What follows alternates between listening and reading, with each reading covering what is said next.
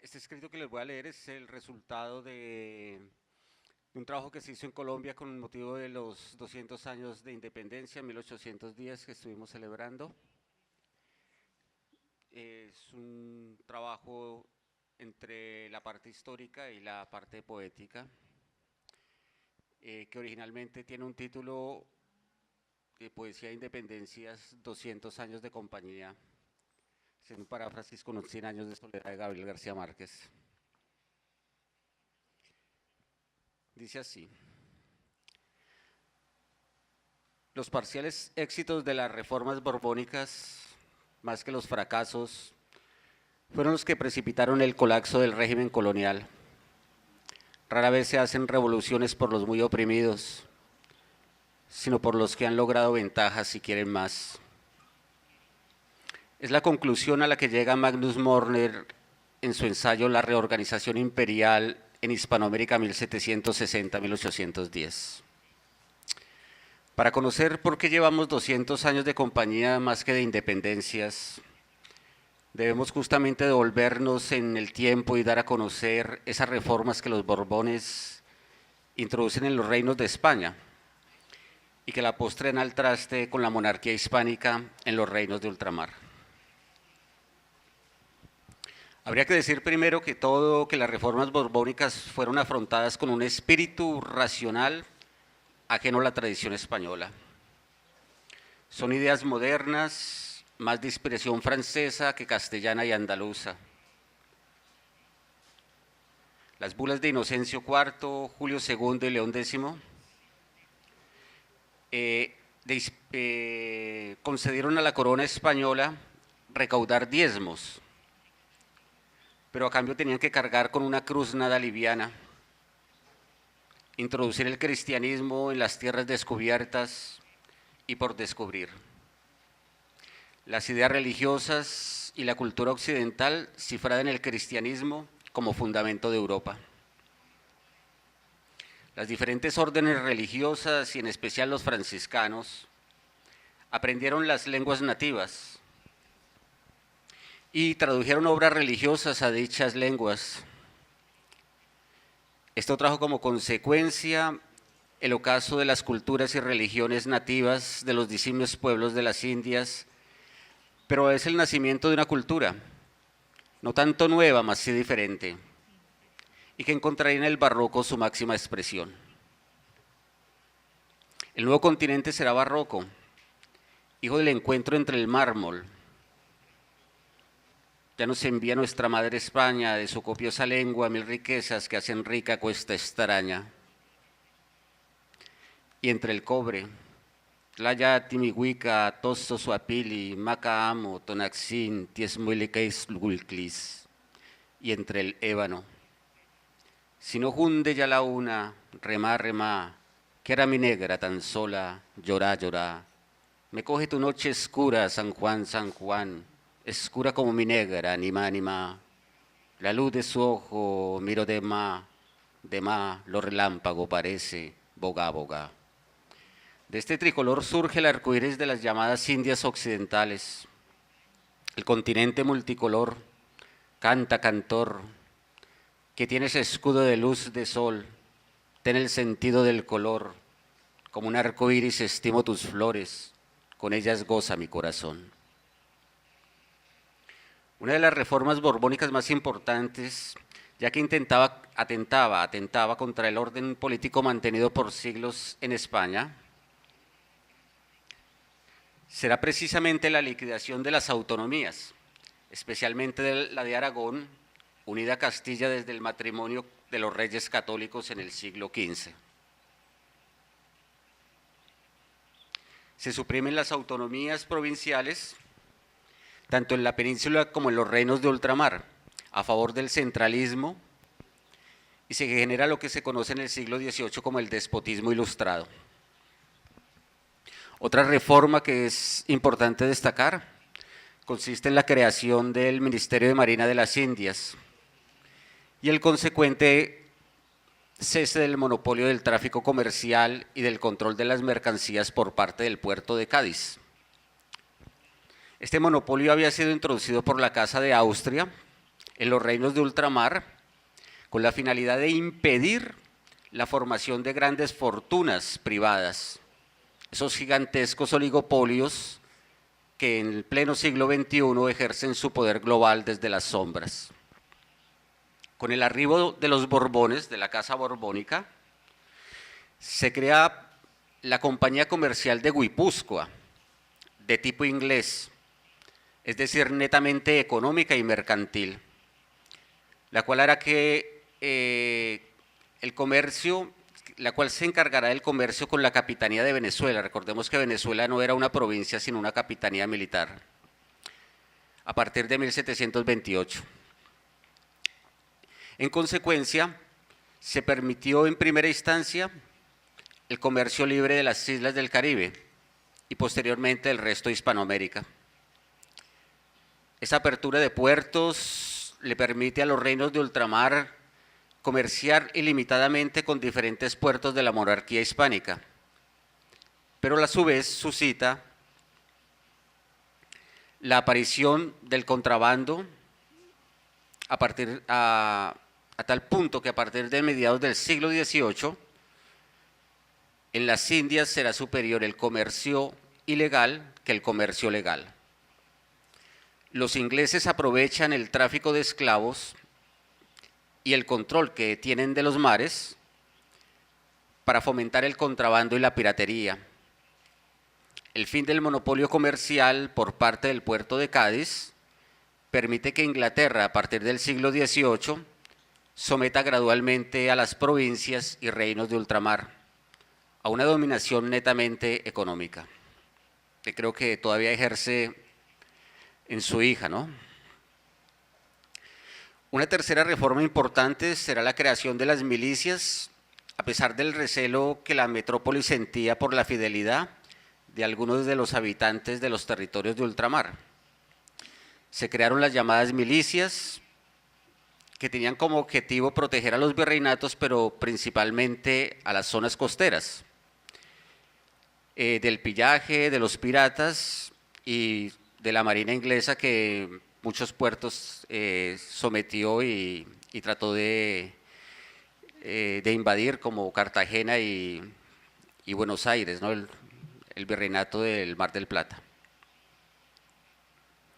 Estas milicias concedían privilegios legales, fueros especiales a quienes se unían a ellas.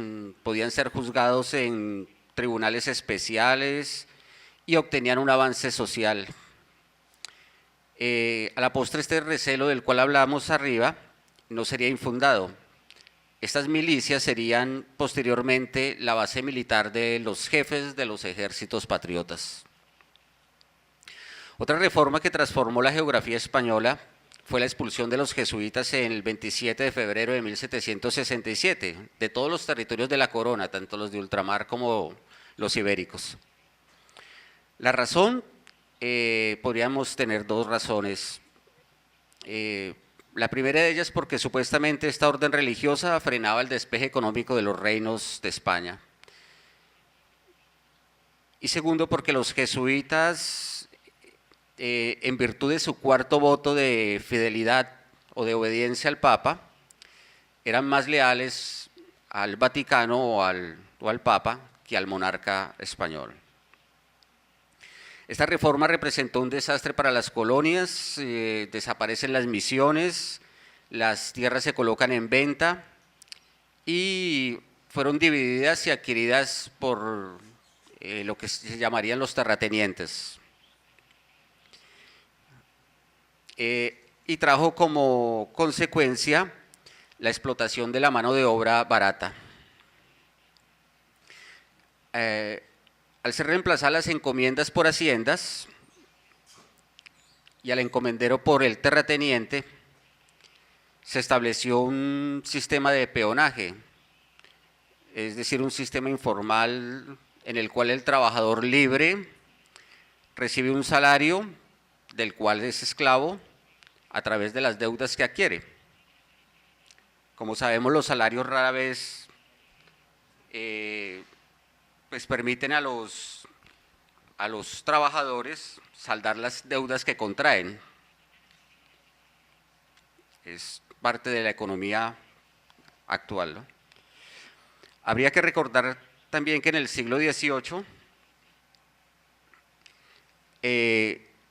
hay un sistema territorial diferente en las colonias hispánicas a las colonias inglesas, y es la propiedad privada.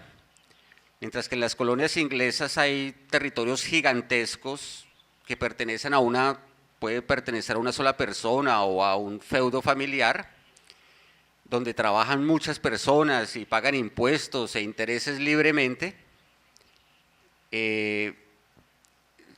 y esta forma de economía es la que va lentamente a conformar lo que se llama la esclavitud moderna, ¿no?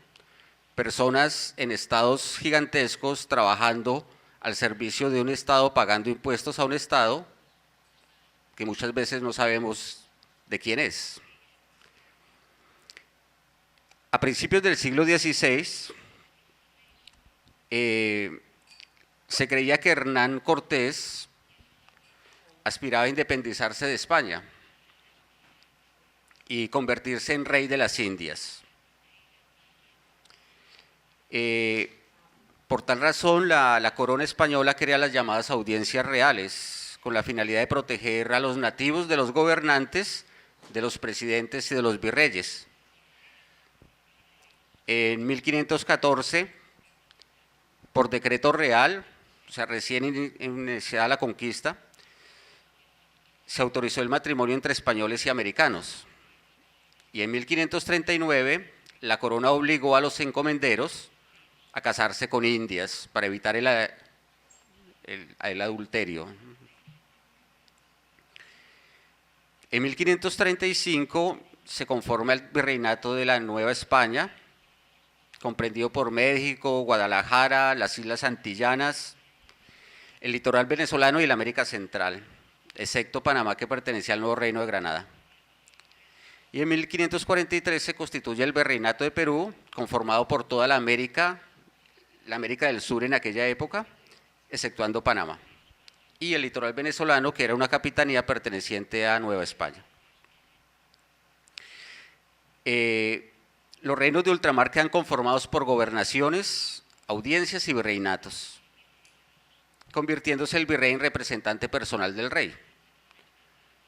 Los virreyes eran en primera instancia provenientes de la grandeza de España, y solo hasta el siglo XVIII, justamente en la era borbónica, comienzan a ser nombrados de la baja nobleza y de la burguesía, como es el caso del militar Manuel Amat, gobernador de Chile en primera instancia, que era una capitanía también, y después virrey del Perú. Como sabemos, el virrey no tenía límite temporal, vivía como un monarca, con corte, con guardia personal y a imagen y semejanza del monarca. Y es justamente en esta época borbónica cuando se presenta otra reforma importante, que es la creación de las intendencias, 1765, ya al final del siglo XVIII. Estos intendentes se encargarán de la administración, de la justicia, de la hacienda y hasta de la guerra.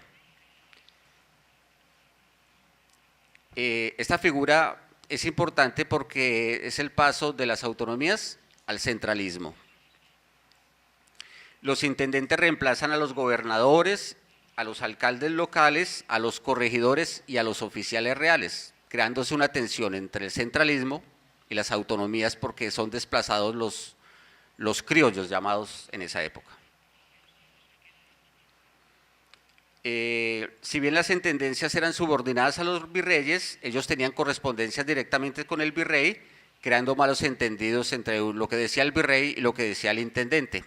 El virrey era una persona, como les decíamos, representante del monarca y con una connotación casi que se podría decir divina, porque el rey era representante de Dios en la tierra, ¿no? El virrey era el representante del rey.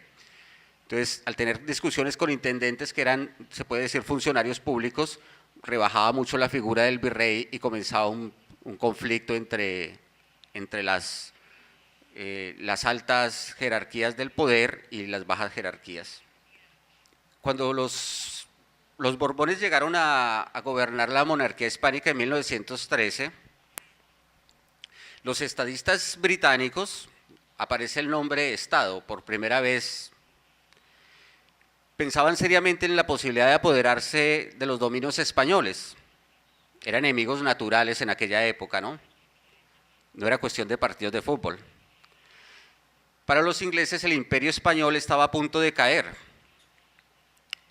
Lo que querían hacer los ingleses era sacudir el árbol para que el fruto cayera. Entonces se preguntaban, ¿cuál es la mejor forma de sacudir el árbol? ¿Conquistar el territorio? ¿Capturar puertos estratégicos? ¿Ayudar a las colonias a conquistar su independencia y asegurarse el comercio? Eso fue lo que se llamó la Guerra de Jenkins. Inglaterra haría uso de estos medios para destruir el poderío español. No obstante, el imperialismo inglés era netamente económico.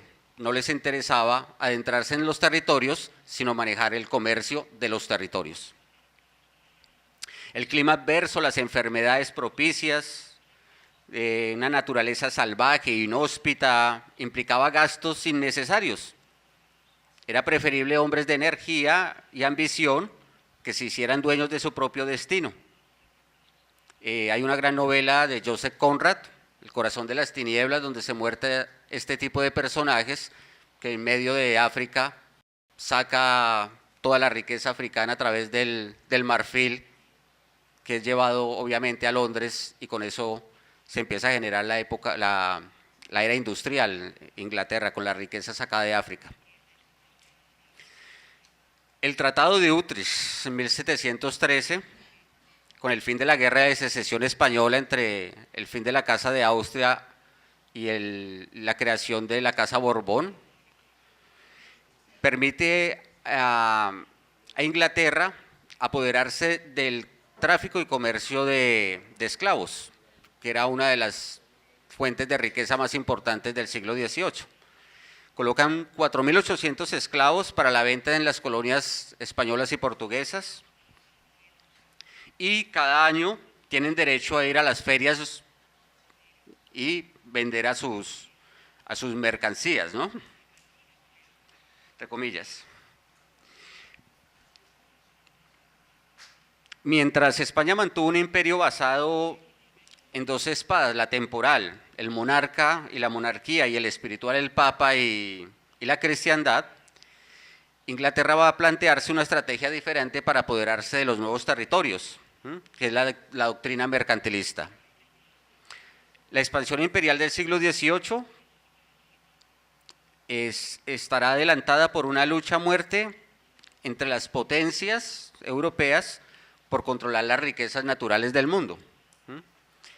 Las naciones se harán ricas, prosperarán a través de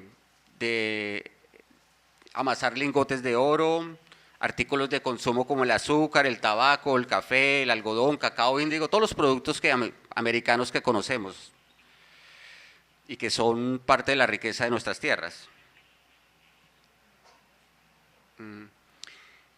Los británicos crean unas leyes que se llaman las leyes de comercio y navegación en 1650, que tiene como finalidad que todos los productos y riquezas que se produzcan fuera del territorio inglés llegue directamente a Inglaterra, y de Inglaterra se comercie y se devuelva a los otros países o a las otras naciones.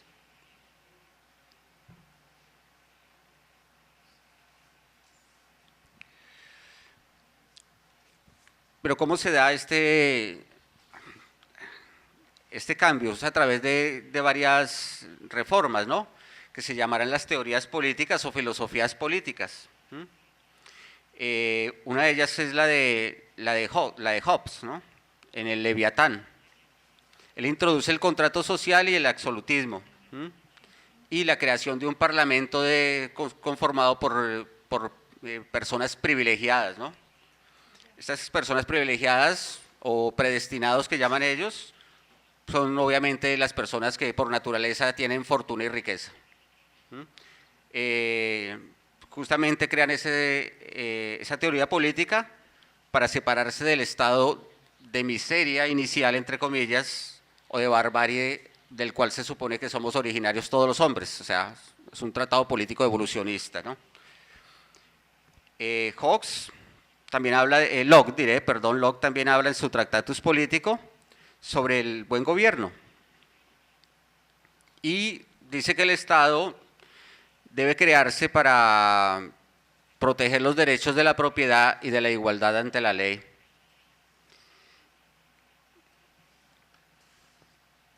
Otro de los grandes reformistas será Voltaire. Y la matriz, quienes consideraban que era importante que una sociedad fuese atea y que era deseable que una sociedad fuese atea, es decir, iban en oposición totalmente a estados religiosos, ¿no? Y a la concepción divina del monarca y del hombre como ser de origen divino. Otra de las reformas importantes será aquella que reza América para los americanos, que es de origen norteamericano de las 13 provincias. Recordemos que el nombre de América se lo colocaron los americanos ingleses a todo el continente, en una época en la cual se discutía, pero ¿cuál es el verdadero nombre que se le debe dar a un nuevo continente, no? Algunos decían que Colombia porque en homenaje a Colón, ¿no? Bueno, se lo colocaron a América por Américo Vespucio.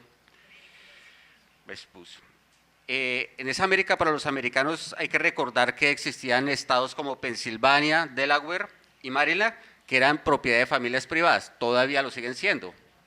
¿Y qué decían los americanos para América? Decían, todos los hombres fueron creados iguales y están dotados por su creador de ciertos derechos inalienables, la vida, la libertad y la consecución de la felicidad.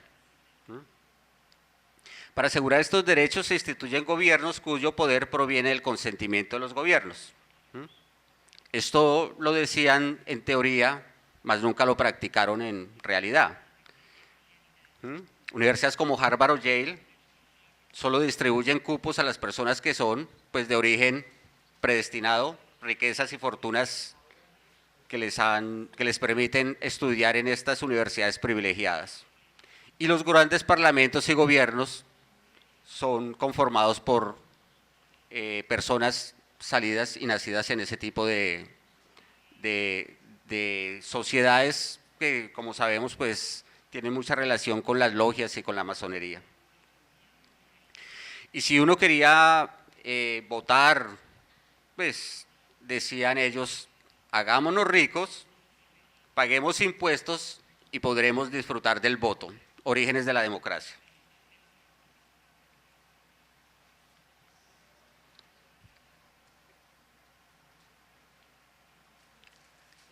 Habíamos hablado de 200 años de compañía, son pues, más o menos todas estas reformas las que llegan a los nuevos territorios y nuevos pensamientos, ¿no? Las Cortes de Cádiz se crean en 1812 a raíz de la invasión de los ejércitos napoleónicos y la captura del rey Fernando VII. Los liberales en aquella época forman sociedades secretas contrarias al gobierno y preparan la conspiración. La francmasonería será el foco de expansión liberal y las sociedades revolucionarias secretas se multiplican por todas las naciones. Si nosotros hacemos un paneo sobre nuestros libertadores, por ejemplo Santander, Bolívar, San Martín, todos son de origen francmasón, no tenían grados elevados, pero estaban asociados a la francmasonería. Entonces hacían parte de correos secretos que conspiraban desde Inglaterra, desde Estados Unidos y desde Francia, pero principalmente Estados Unidos e Inglaterra. Igualmente Nariño, que en 1794 publica los derechos del hombre en el nuevo Reino de Granada, lo que hoy se llama Colombia, Venezuela, Ecuador, Panamá. 5 millones de kilómetros cuadrados tenía el nuevo Reino de Granada.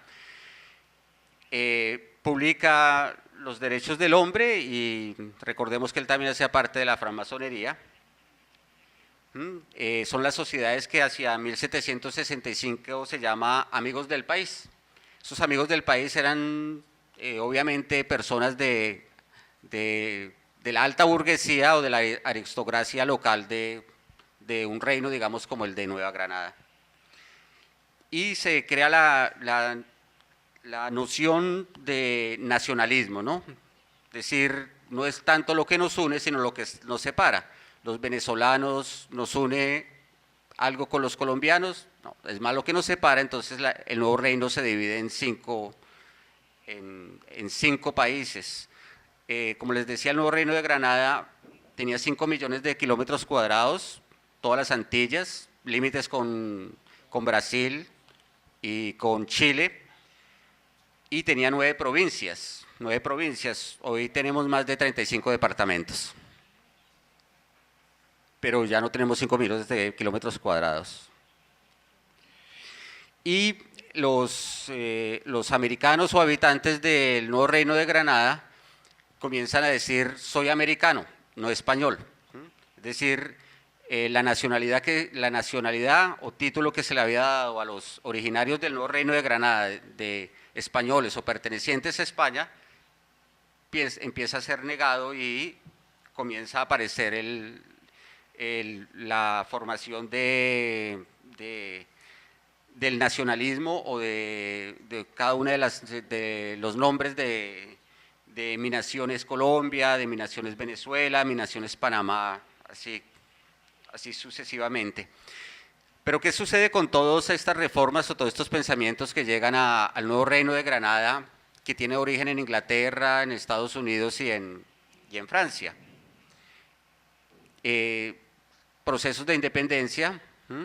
El proceso de independencia, en las conferencias que hicimos en el año 2010, se hablaba justamente del término independencia y decían los historiadores, sobre todo un historiador de corte francés, decía que era una palabra soberbia, porque así como no hay ningún hombre que pueda ser dependiente o independiente, tampoco existe ninguna nación que pueda ser independiente. Todos dependemos de todos.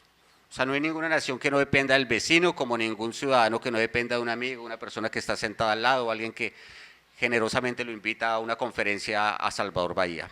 Entonces, no somos independientes, dependemos de los otros. En ese proceso de independencia, entre comillas, que realmente fue una guerra civil entre hermanos, porque la guerra de independencia, otra vez entre comillas, del nuevo reino de Granada enfrentó a familias que habitaban en la misma nueva reino de Granada. Unos tomaron el partido de los realistas, otros tomaron el partido de los independistas. Entonces fue una guerra civil. No fue una guerra entre los ejércitos españoles y los ejércitos patriotas. Los ejércitos patriotas hacían parte de España en aquella época. Entonces, ¿qué genera esa independencia? Guerras civiles que en 200 años de compañía se han prolongado y metamorfoseado constantemente. Primero fue entre centralistas y federalistas, después fue entre liberales y conservadores, después entre comunistas y socialistas y capitalistas y anarquistas. Entonces, estos 200 años de compañía, desafortunadamente para naciones como hoy Colombia, Venezuela, ha sido una constante derramar sangre, ¿no? Derramar sangre fraterna. Después, no solamente esas guerras fueron internas, sino también fueron externas, guerras entre Colombia y Perú, guerras entre Colombia y Panamá. Es decir que nos ha acompañado un gran infortunio, que no hemos sabido ser independientes porque es imposible serlo, y también porque negamos nuestros orígenes buscando en teorías que llevadas a la práctica son muy difíciles de concretar. Esta conferencia pues tiene un sentido y es como ponernos a pensar un poquito sobre si es tan válida la independencia cuando esta trata de arrancarnos nuestros propios orígenes, indígenas, africanos y españoles, y tratar de imponer teorías filosóficas o políticas que al leerlas en un libro pueden ser muy interesantes, pero que prácticamente son perjudiciales hasta para la propia existencia de las naciones. Muchas gracias. Trouxe esse título da minha comunicação, e claro, porque faz parte do meu currículo e das pesquisas que eu tenho desenvolvido e que especialmente desenvolvi durante a minha tese de doutorado, que foi apresentada no ano de 2000 na Universidade de Brasília. Ela intitula a comemoração do primeiro centenário da independência da América Latina, Memória e Identidades, Região, Nação e Relações Internacionais. Se eu também faço minhas as palavras aqui do senhor Julio César Rodríguez, quando disse que un poco su conferencia para reflexionar sobre lo que ha sido esos 200 años de independencia, que él coloca esas aspas. Eu também coloco essas aspas quando falamos de independência. E falar do primeiro centenário da independência não tem como não falar do segundo centenário da independência, não? En un marco de conmemoraciones que comienzan en agosto de 2009, cuando Ecuador conmemora ese centenario de independencia, y de ahí pasa para países como Argentina, Chile, Colombia y México, que van a conmemorar esos 200 años de independencia desde mayo, julio, septiembre de 2010, y seguido de países como Paraguay, posteriormente Venezuela, y por ahí va aproximándonos de ese segundo centenario do Brasil, ahora en 2022, y que terminará, quién sabe, de nuevo con una disputa de memorias en Uruguay, entre si van a conmemorar los 200 años de independencia en 2025 o en 2030, tal como aconteció no primeiro centenário da independência. E falar desse segundo centenário da independência, gostaria de começar falando um pouco da universidade onde eu trabalho, a Universidade Federal de Integração Latino-Americana, UNILA, uma universidade que começa a funcionar agora em 2010, na fronteira entre Argentina, Paraguai e Brasil. Os Estados Unidos e seus organismos de inteligência denominaram isso aí a uma região da tríplice fronteira, né? Que eu prefiro chamar de uma região das três fronteiras. E aí então está localizada a UNILA, justamente nos braços da Itaipu. E aí então temos na teoria 50% de alunos latino-americanos que neste momento vieram de países como Colômbia, Bolívia, Peru, Venezuela. De El Salvador temos uns 3 alunos, e a maioria de Uruguai, Argentina, Paraguai, alguns poucos do Chile, né? E nesse marco são meninos, eu falo meninos, rapazes e moças, que justamente nasceram no começo da década de 90 e que posteriormente, quando eles já têm um pouco mais de consciência de si, de América Latina e de seus países, eles como que perceberam que algumas mudanças tem na América Latina a partir dos anos 2000. E aí então eu acho que com seus pais e os movimentos sociais e diferentes movimentos que foram contra essa década de 90 de neoliberalismo na América Latina, eles já nos anos 2000 até 2010, 11, 12 e 13, eles têm uma consciência de que alguma coisa mudou dessa década para o século XXI. Mas nesse sentido, eles se deparam um pouco como que se reforça neles a ideia de que a história ela é linear e de que a história ela podemos pensar que existe um passado, um presente e um futuro, e que passado necessariamente está ligado a questões obscuras, né? A um passado quizá malvado, um período colonial para o caso da Europa e da Idade Média, e para o caso deles, recentemente, o passado malvado, e claro, isso eu concordo, e eu acho que aqui concordamos, que foi a década de 90 para a América Latina, né? Então parece que tem um passado, mas que tem um presente, onde cada vez, quando eles ouvem falar de projetos progressistas, de despenalização do aborto no Uruguai, de despenalização do uso de maconha no Uruguai, quando eles ouvem falar no Brasil, no Uruguai e na Argentina de união estável, homoafetiva e de direitos de homossexuais e lésbicas, transgênero, travestis, para o caso da Argentina, onde hoje podem ser não sei, podem trabalhar na rua como policiais de trânsito, coisa inédita na América Latina, quando nossos travestis têm sido totalmente isolados do nosso entorno e jogados nos braços da prostituição.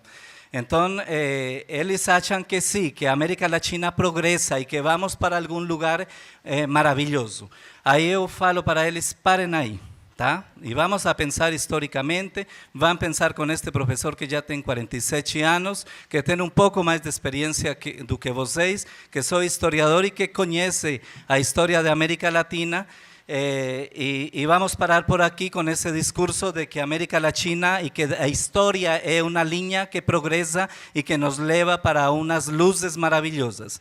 Aí eu falo, historicamente, por exemplo, para Uruguai, isso, despenalizar o aborto não nos faz pensar que a sociedade ela é progressista. Vocês vão ver que daqui a pouco essa sociedade, que deveria ser, pelo menos estar um pouco longe do cristianismo, é uma sociedade conservadora que daqui a pouco sai na rua para pagar todos para tentar pagar da Constituição e da lei todas essas leis progressistas. E vocês vão ver que volta a penalizar o aborto, tal como acontece na década de 30, no mesmo Uruguai, quando no começo da década de 30 o aborto é despenalizado e é penalizado novamente a partir de 1938. Então, não nos vamos iludir com isso.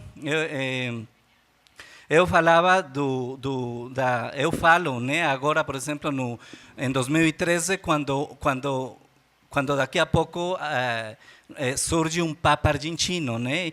E aí eu falo para eles, pues Deus nos livre. O que significa um papa argentino aqui na América Latina que está tendo leis progressistas? Agora a Dilma e Brasília com certeza vai arquivar a lei de despenalização do aborto no Brasil, porque impossível. Se o PT pensa de novo sair para eleições agora, daqui a pouco, se esses projetos não forem arquivados, com certeza vai enfrentar o mesmo problema que ela mesma enfrentou quando na sua propaganda falou também de despenalização de aborto e de união estável em relações homoafetivas.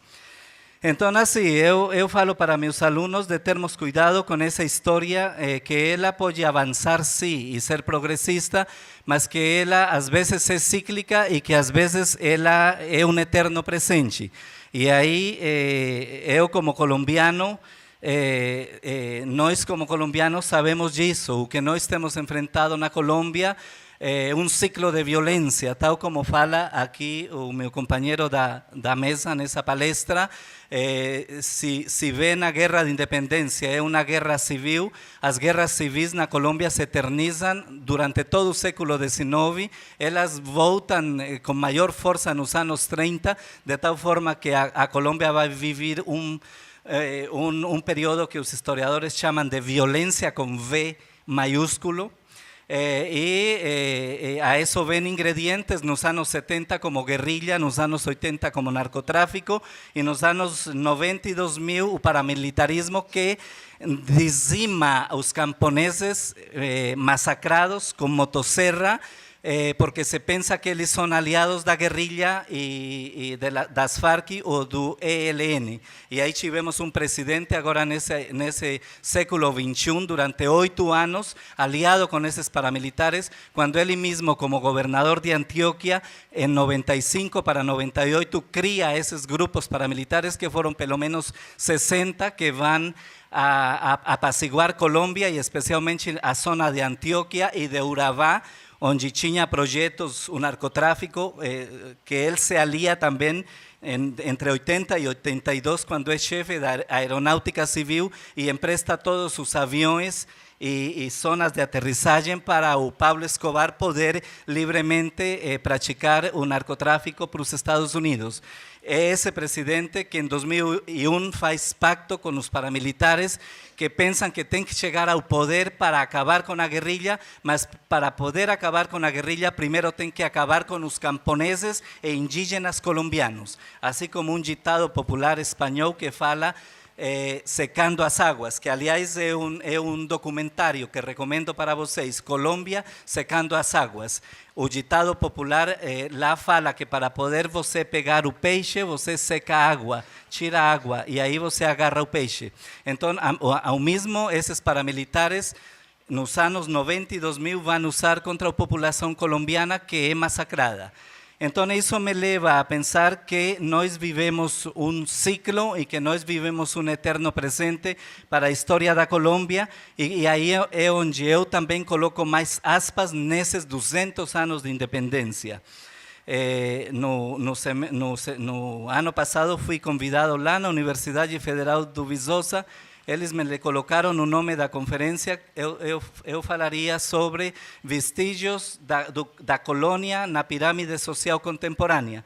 Quando eu cheguei lá, eu falei, desculpa, mas eu não posso falar de vestígios coloniais na pirâmide contemporânea, porque o que eu vou falar é de como uma sociedade eurocêntrica, uma sociedade que ela é machista, excluyente, homofóbica, racista, ela foi implantada em 1492 e pelo fato de termos independizado lá desde 1810, não quer dizer que essa sociedade colonial não tenha passado para o século XIX e para o século XX, né? E para o século XXI, onde nós vivemos essa sociedade que aqueles autores que trabalham colonialidade, eles falam de colonialidade de poder, colonialidade do ser, colonialidade do saber e colonialidade inclusive da natureza, né? De como essa sociedade eurocêntrica, nós, uma vez independentes, levamos, herdamos e a multiplicamos e hoje vivemos nessa sociedade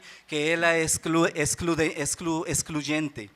E para isso eu também falo da universidade, uma universidade que também é excluyente e que vergonhosamente depois de 200 anos nós tenhamos que falar para o Brasil que a força através de quotas, de ações afirmativas que têm sido chamados, nós possamos trazer negros, pobres e indígenas para dentro das universidades. E aí eu sempre lembro o papel do professor Jorge Carvalho e Rita Segato da UNB, quando no final dos anos 90, eu fazendo doutorado na Universidade de Brasília, um negro baiano se le foi negado o título de doutor porque era negro na UNB. E a partir daí, o professor Jorge Carvalho e Rita Segato começam desde essa área de Brasília para falar de ações afirmativas e de cotas de negros, de índios e de pobres nas universidades. E eles vão fazer um mapeamento onde no final dos anos 90 consideram que a universidade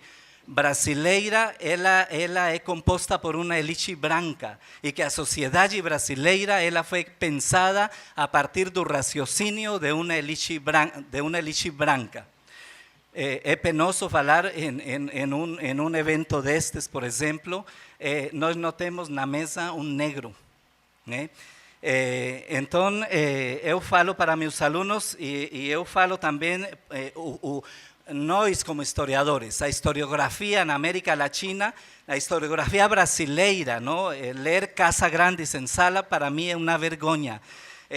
Como se negam as populações indígenas, porque Gilberto Freire, embora leu a Fran Boas, que parece que bebió de essas fontes, mas que depois vomitou, né? Onde se fala que as culturas elas não são, a cultura não evoluciona, as culturas não são maiores e menores, as culturas são de por sí, em si, intrinsecamente são importantes todas, e ele deveria saber quando escreve Casa Grande e Senzala, quando ele fala que a cultura indígena ela é inferior e que ela não faz parte das bases da sociedade brasileira. A cultura negra faz parte sim, mas totalmente deteriorada entre a Casa Grande e Senzala em umas relações que ele coloca aí entre um amo bom e uma sociedade negra passiva que se deixou levar para formar mestiçagem, mas que na verdade é mestiçagem, assim como nos anos 20 e 30, aqueles eugenistas, Nina Rodrigues, Silvio Romero, Oliveira Viana, quando pensam que tudo bem, que para poder salvar a sociedade da mestiçagem, ela tem que ser melhorada colocando o elemento branco. Elemento branco, ele iria puxar essas raças que são inferiores e dia Brasil, em 200 anos, possivelmente, ele poderia ser mais ou menos branco. Então, assim, falar de 200 anos de independência, nós temos que ter todo esse cuidado. E falar de 100 anos de independência é isso, né? Para o caso colombiano, eu uso muito os 100 anos de solidão e comparo a história da Colômbia com esses 100 anos de solidão de Gabriel García Márquez, onde chegado o centenário 1910, são elites que estão encerradas nesse mundo caótico que eles criaram para a Colômbia. Habían acabado de salir de una guerra civil de 1000 días, llamada así pela historiografía, y no sabían qué hacer en 1910. No han construido un Estado nacional conforme habían pretendido durante el século XIX, y ahora están haciendo un laberinto donde no se sabe por onde caminhar, né? Igual ao que acontece depois de 100 anos com a sociedade, a elite boliviana, quando em toda essa guerra civil e que são guerras internacionais, aparece uma Bolívia mutilada, não? Em 1910. A última mutilação havia sido o Acre, que Brasil pega e que o Tratado de Petrópolis de 1903 acentua e negocia o Acre para Brasil, para Brasil. Uma Bolívia mutilada pela guerra do Pacífico, em uma guerra contra o Chile, e finalmente uma Bolívia mutilada nos anos 30 na guerra do Chaco contra o Paraguai. Então, assim, é centenário, 1910 é centenário, assim onde essas elites que são eurocentradas, com essa sociedade que elas implantaram e que continuaram 100 anos depois, com essa elas vão enfrentar o centenário. Umas elites de Buenos Aires que são inimigas das elites do Brasil, que convidaram o Brasil para o centenário, mas se você não puder chegar em Buenos Aires, nós agradecemos, né? Mas é ABC, como falou o professor Pablo, que se está mais ou menos tentando estabelecer uma relação com Argentina, Brasil, Chile, para ver como enfrentam os Estados Unidos, isso desde o lado argentino, mas Brasil les vai falar, desculpa, eu não posso me embarcar no ABC, porque para mim não me interessa o ABC, porque para mim Estados Unidos não é inimigo que para vocês. Meu inimigo é Inglaterra. O Barão de Rio Branco havia perdido o litígio aqui na Guiana Inglesa justamente com Inglaterra. O único litígio que o Barão de Rio Branco vai perder. Os demais todos dá o cheque mate para todos os países do resto da área da América Latina. Então, assim,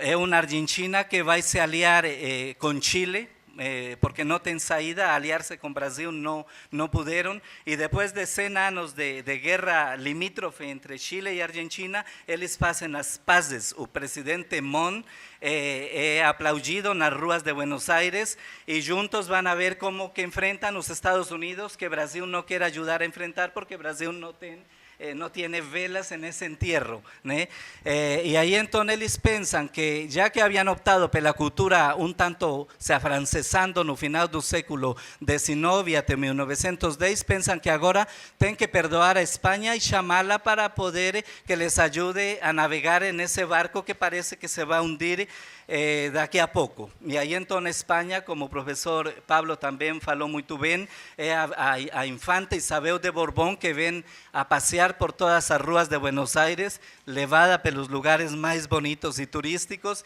y gran aplaudida. So que, como profesor faló, explodindo as bombas dos anarquistas, os pobres, por exemplo, a elite de Buenos Aires alugou galpões para colocá-los dentro enquanto os visitantes chegavam, para poder realizar uma festa que também está ultrapassada pelo medo, não apenas do Brasil, dos Estados Unidos, que avança, que chegou em Panamá, e que eles morrem de medo, mas também uma festa ultrapassada pelo medo do cometa Halley, que desde 1910 aparece na grande imprensa. Olha aí o cometa Halley, desde o ponto de vista científico, ele desta vez iria bater na Terra e todos morreriam em 18 de maio de 1910. Aí a elite, a preocupação dela, mais do que a festa de 25 de maio, foi a passagem do cometa Halley em 18 de maio de 1910, que, claro, iria estragar a festa. Mas esse medo dá para entender a fragilidade dessa elite, que também está, não sabe o que fazer com os pobres, não sabe o que fazer com os imigrantes, com os trabalhadores, com os sindicalistas e com os anarquistas. Então, nesse sentido, eu coloco nesse meu trabalho sobre a festa do centenário em Buenos Aires, o que eu acentuo é essas relações que se fazem aí entre países, para poder lidar com essas relações internacionais e com essa visão eurocêntrica com que eles vão manejar a situação e vão pensar que podem navegar durante o século XX agora através da cultura hispânica, mas nunca pensando em que podiam resgatar raíces más profundas, ¿no? De antes de 1500, que quizás les ayudaría a navegar mejor en la construcción de esos países. E para o caso brasileiro, o que eu destaco é o caos, né, que enfrenta Epitácio Pessoa, que daqui a pouco chega pela Guanabara, em viagem que ele estava em Versalhes em 1919, e se depara que ele havia sido eleito presidente do Brasil, o único que não é do café com leite, São Paulo e Minas Gerais, ele é da Paraíba, e agora então ele vai enfrentar esse centenário que já havia sido organizado, mas que ele pretende que tenha una cordialidad, y él pretende que esas memorias que están divididas entre monarquistas y republicanos, pelo menos tentar unirlas a través del grito de Ipiranga. Y ahí él se depara con que es un desastre, porque Pernambuco no va a conmemorar el grito de Ipiranga. Pernambuco había conmemorado su centenario de la Revolución Pernambucana en 1917. Bahía no esteve ni ahí en 7 de setembro de 1922, y ella se prepara para su grande festa de 2 de julio de 1923, y por ahí otros estados, como por ejemplo o Rio Grande do Sul, que agora aproveita o centenário para falar que ele nunca foi separatista, que sempre foi republicano, e que as críticas, se tem um viés separatista, foram críticas a Pedro II e um pouco que a regência também, né? Então, assim, como que cada província, por seu lado, comemora según suas conveniencias, según seus regionalismos e segundo sua história. Para o caso colombiano também eu destaco, ainda tenho 5, Nelina. Para o caso colombiano eu resgato também como elites que foram do lado realista, aproveitam o centenário como elites de Popayán e de Pasto para poder agora lavar a história e virar republicanas, não? Inclusive Pasto, que que se dio a campaña libertadora, que dio duros golpes en Simón Bolívar y Antonio Nariño, 100 años después, cuando ese Cauca grande es dividido en varios departamentos y se forma un estado en esa región dos Pastos o de Nariño, eles van a colocar a un nome do estado que se acaba de formar agora en 1910, justamente con un nome de Nariño, aquele precursor da independência, aquele que traduziu os direitos do homem e do cidadão 100 anos anteriormente e que eles duramente bateram na campanha libertadora. E assim a elite de Popayán também ela lava suas roupas sujas, aproveita o centenário para poder se considerar agora desde o ponto de vista republicano e assim poder enfrentar esses 100 anos que para Colômbia vão ser difíceis e que passados 100 anos depois, ou seja, 200 anos depois, é uma Colômbia que está em uma sin saída, porque embora o Álvaro Uribe foi embora do poder em 2010, neste ano, a través de um concurso do canal History, ele foi eleito com 35% de 1.232.000 votos, ele foi eleito o grande colombiano, o gran colombiano, tá? Enquanto que na Argentina o gran argentino foi San Martín, Benito Juárez en México, na Colômbia tristemente foi eleito o Álvaro Uribe. Então também é uma tristeza porque é isso que nós falamos da história, que em vez de progredir, ela parece recuar. Mas por outra parte também fiquei feliz com o resultado porque 70% dos colombianos pensam que a grande colombiana foi Policarpa Salabarrieta, por exemplo, heroína da independência, que foi Gabriel García Márquez, embora com 4,8 dos votos, Jaime Garzón com 17 ponto tanto dos votos, Simón Bolívar, que não é colombiano, mas esteve concursando com os colombianos, que eram 25 candidatos, obteve 3,9 dos votos, Antonio Nariño outro tanto. Então assim, como que 70% desses votantes encontraram que não existem gran colombianos na Colômbia, o que existen são vários gran colombianos, e nesse sentido legal porque Policarpa, ela puxa a história das mulheres, que se falou nessa mesa de agora pela manhã, né? Jaime Garzón puxa a esquerda colombiana, que está aí para criticar no século XX e XXI, para criticar essa elite liberal e conservadora que não quer sair e que na Colômbia mata o diferente, ¿sí? Aí está o atual prefeito de Bogotá, totalmente desqualificado, criticado pela elite liberal e conservadora porque não aguenta ter alguém diferente na governação como prefeito de Bogotá, né? Que é a prefeitura de Petro, como que é o nome dele? De Gustavo. Então, nesse sentido, esse centenário mostra, né, digamos, um pouco essa angústia que se dá pela hegemonia dos Estados Unidos, que chega aí às portas, não, de uma Colômbia que vê Estados Unidos aí do lado e que não sabe o próximo passo qual vai ser, né? De uma Colômbia que tenta reconstruir a grande Colômbia, como foi falado aqui.